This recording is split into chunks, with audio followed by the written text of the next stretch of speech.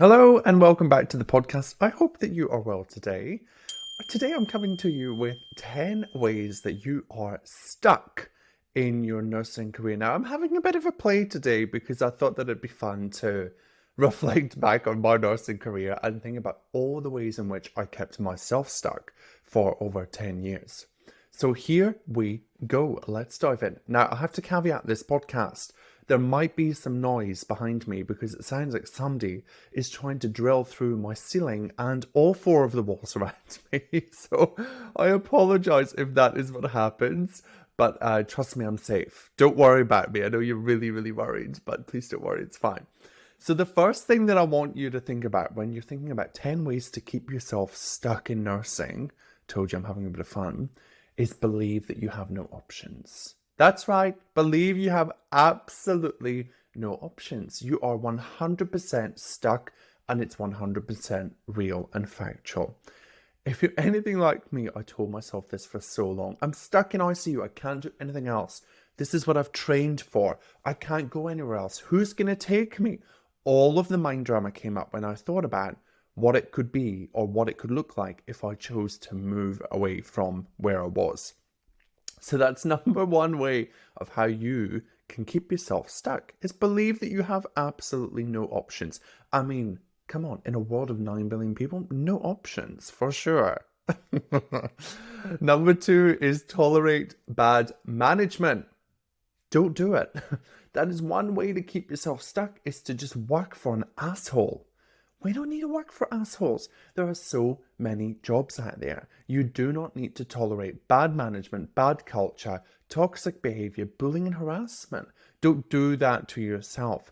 I did it for a while and then I stepped down. Talked about it before in the podcast. I had an employer who was bullying me, was telling me I wasn't good enough, like literally all of the things coming out of their mouth, like cray cray.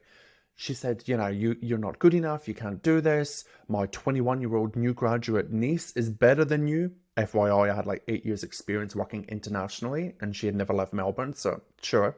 Don't deal with those people. Your mental health and well-being is much more valuable than working for an asshole employer. Okay. So if you want to keep yourself stuck, this is a bit meta. If you want to keep yourself stuck, keep working for those assholes.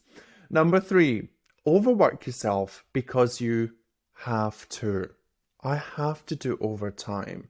If I don't do overtime, they'll think that I'm not interested in working here. I used to tell myself all this absolute tripe, and it's not going to get you anywhere other than a big fat pile of burnout. You're going to feel terrible. You're going to look terrible. You're going to have all of the things going on in your life, and you're going to feel like you can't keep up. I really love, and I don't have the WHO burnout definition in front of me, but the WHO clarifies burnout and it talks something about like basically it being a characterization of people that overwork and people that do like they create burnout for themselves. Now, I know a lot of you are going to hate hearing that, but I find it really interesting. I'm going to actually, whilst we're here, we're going to do it live because I don't care. I'm going to find the WHO burnout definition and I'm going to read it to you because here it is. It's good. It was worth it. So they define burnout as an occupational phenomena. Hold on. Like what? An occupational phenomena. It's not classified as a medical condition. That's what they say. And then they say here, burnout is a syndrome conceptualized as resulting from chronic workplace stress that has not been successfully managed.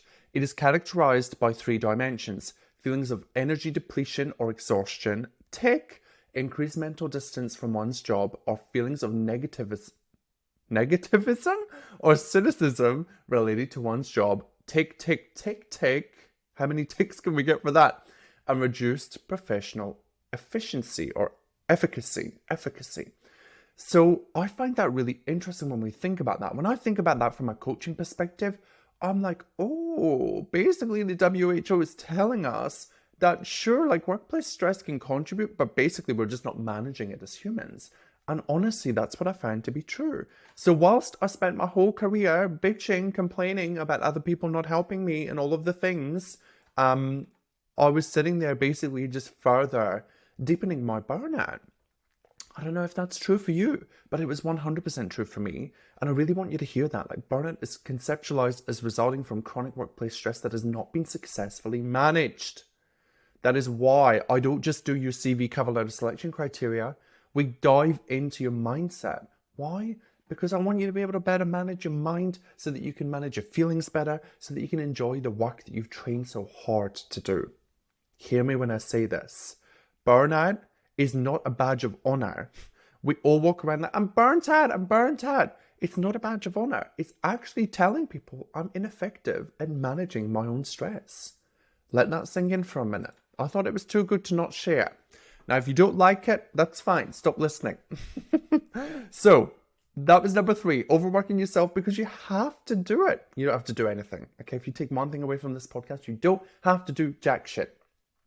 Number 4, always allow yourself to be overlooked. Oh, that's my little phone. Allow yourself to be overlooked. Oh my goodness. Do not do this. So what does this look like? You apply for a job, they come back to you and they say, thank you so much for applying, but John was just better.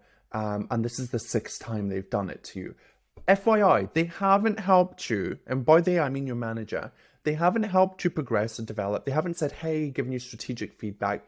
They haven't told you to do X, Y, and Z to help you move forward. They just come back to you and say, better luck next time. Thanks for applying. No. That's one way to keep yourself stuck, is allow yourself to keep being overlooked. If you're overlooked once, you should be moving the hell on. They don't want you. Move on. Tidy yourself up, tidy up your applications, get all the things that you want, and move on. You deserve better. The 5th way that you can keep yourself stuck in a nursing job that you hate is you can blame everyone else for why you're there. This one hurts a little. Even like it's hurting me, even though I left those jobs. I spent 12 years blaming the world, blaming everybody around me, my manager, my educator, my peer, even my patients sometimes, my partner, my pet rabbits. Everybody was creating my terrible results. Everyone. I've had a lot of therapy since then. Had a lot of coaching. But I want you to be serious with yourself. Are you somebody that sits there and thinks, I feel terrible because I'm working overtime because my manager said I had to? Rubbish. Don't lie to yourself. That's total bullshit crap. I feel terrible because my partner didn't wash the dishes. Rubbish. Another sign that we need to better learn how to manage our brain and our thoughts and call out our own brain's bullshit. I have literally just spent a week doubting myself. A week being like, I can't do this. My business won't grow. All of the things, despite all of the evidence that it's doing all of those things. It is growing. The podcast is growing. All of my efforts are coming to fruition. But I've been doing it for bloody 3 years, right? Like I'm a baby. I'm a graduate nurse in this space, really, when you think about it.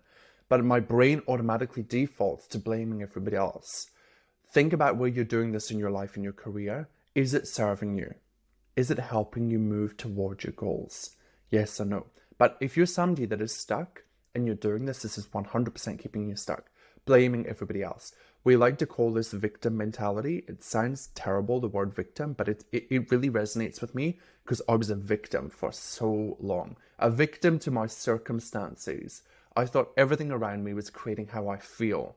If you've been listening to this podcast and you've yet to make that connection, things external to us or circumstances in our lives do not create how we feel.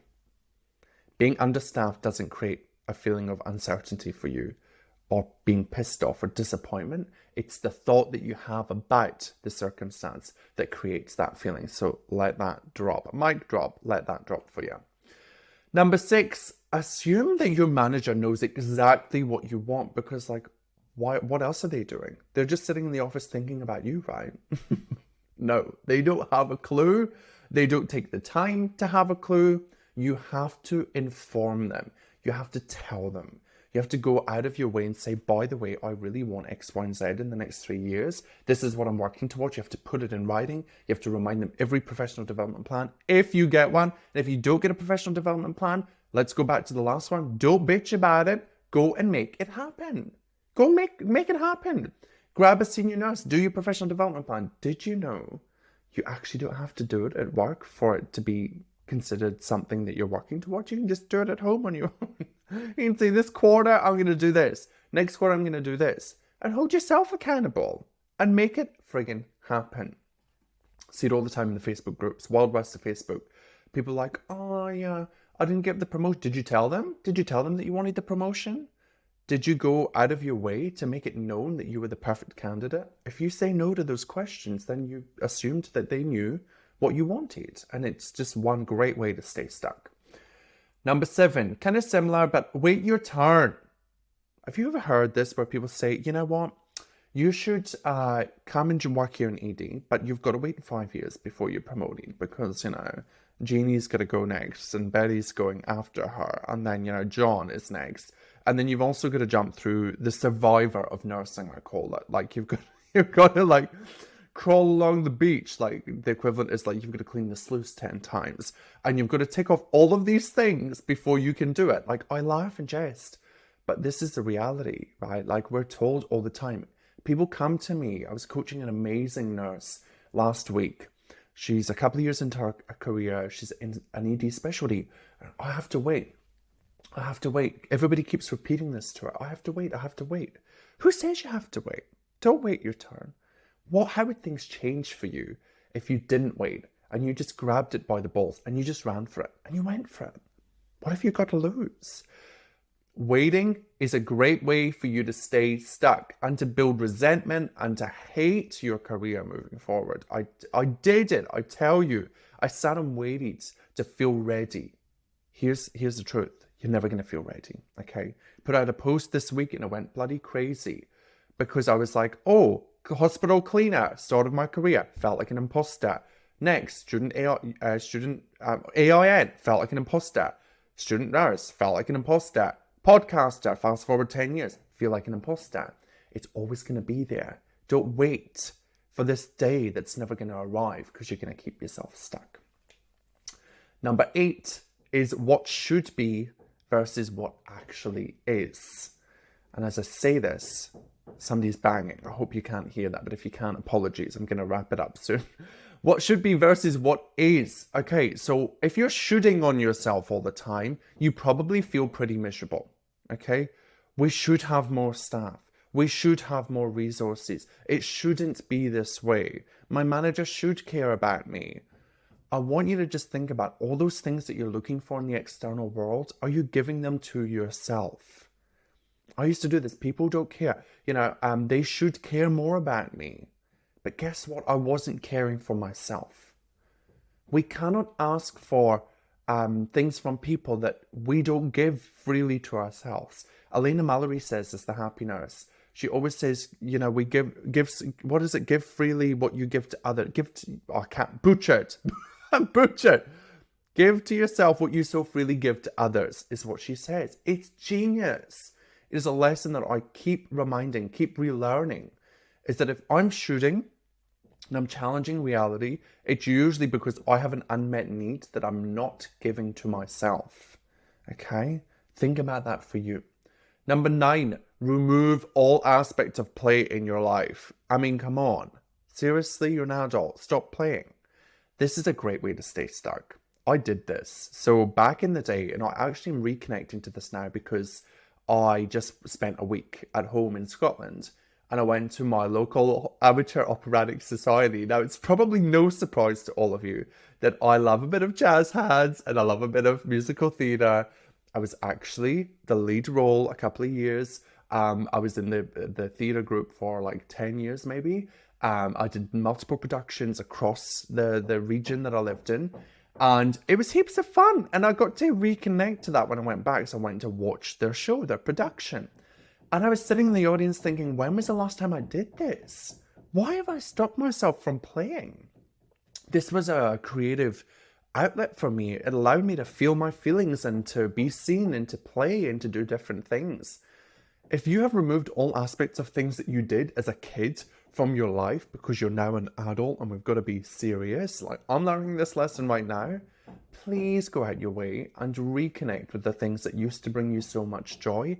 They may no longer bring you joy, but I want you to at least allow yourself to just go there, test it out and try it, okay? So this is one great way to stay stuck is be like, I started nursing and I just don't have time for knitting now. I really loved sewing and creating my own clothes, but I just don't have time now. That is one way to build so much resentment for your nursing career that I guarantee you in your future, you will leave nursing if that is your thought pattern, your belief, because you will just hate it so much, or you'll just stay stuck. Stay stuck, stay stuck. Okay, so please reintroduce some aspects of play into your life. Number 10, the last one. And we are so good at this as nurses. And this is one really, really integral thing that I want you to hear and listen to and just let land in your little brain, in little precious brain, is prioritizing the needs of others more than your own. Now, I can hear you, but Liam, it's my job. It is our job.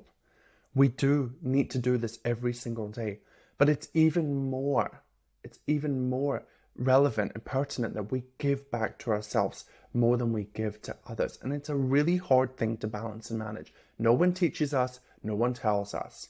But I do believe that we get into like giving debt, right? Like we're just giving all the time. Give. Like you give at work, you give at home, you give in your relationship. And then we're really bad at also taking back and allowing other people to give to us. And we're so flippant about it. And we say things like, it's my job. Don't worry, it's all good. It's my job. I want you to really think about that for you and what that looks like in your life and your career. I want you to really ask yourself, is there an imbalance between my giving and my taking?